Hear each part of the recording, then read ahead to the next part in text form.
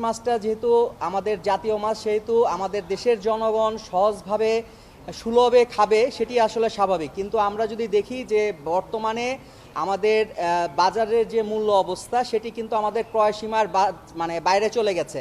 এই অবস্থার মধ্যে আমরা দেখেছি যে ভারতে ইলিশ রপ্তানি হচ্ছে, সেখানে 1180 টাকা মূল্যে কিন্তু নির্ধারণ করে এটি রপ্তানি করা হচ্ছে।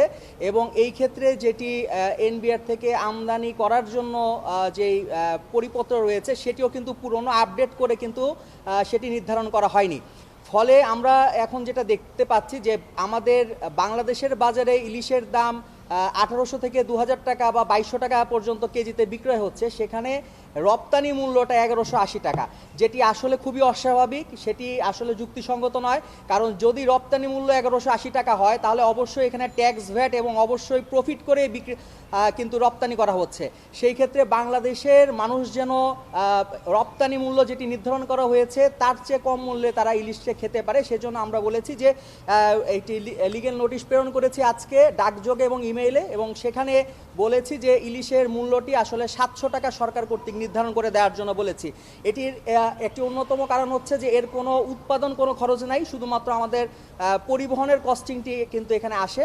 আর এটি যেহেতু আমাদেরকে আমরা যদি লক্ষ্য করি যে রুই, কাতলা বা অন্যান্য যে মাছগুলো আছে যেগুলো চাষ করা হয়, সেই মাছগুলোও কিন্তু আমরা 500 টাকা বা 550 টাকা কেজির মধ্যে কিন্তু বাজারে পেয়ে থাকি।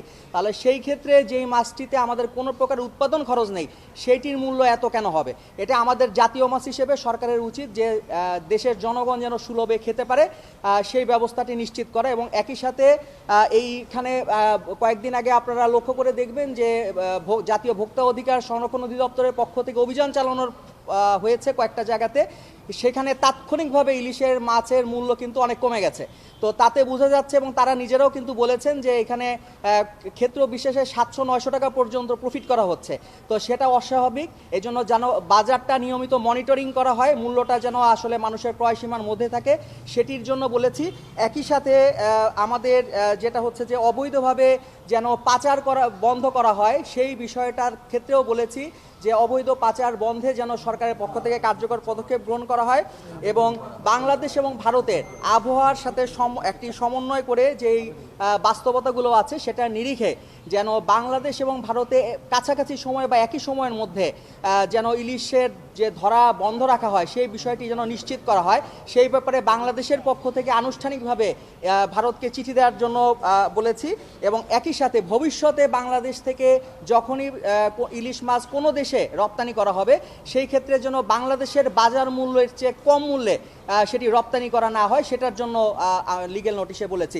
এই লিগ্যাল নোটিশটি প্রেরণ করেছি আমাদের বাণিজ্য সচিব বরাবর, মৎস্য এবং প্রাণী সম্পদ মন্ত্রণালয়ের সচিব বরাবর, জাতীয় ভোক্তা অধিকার সংরক্ষণ অধিদপ্তরের মহাপরিচালককে নোটিশ করেছি, আমাদের এনবিআর এর চেয়ারম্যানকে নোটিশ করেছি, আমদানি ও রপ্তানিকারক অধিদপ্তরের যিনি প্রধান আছেন তাকে নোটিশটি করেছি। এবং এই নোটিশটির মাধ্যমে সুস্পষ্টভাবে বলার চেষ্টা করেছি যে বাংলাদেশের মানুষকে একটি মূল্য নির্ধারণ করতে হবে সরকারের পক্ষে, যেন জাতীয় মাছ যেটি আছে এই জাতীয় মাছটি যেন হচ্ছে বাংলাদেশের মানুষ সুলভে পায় এবং তারা যেন এটি খেতে পারে, এটি নিশ্চিত করতে হবে।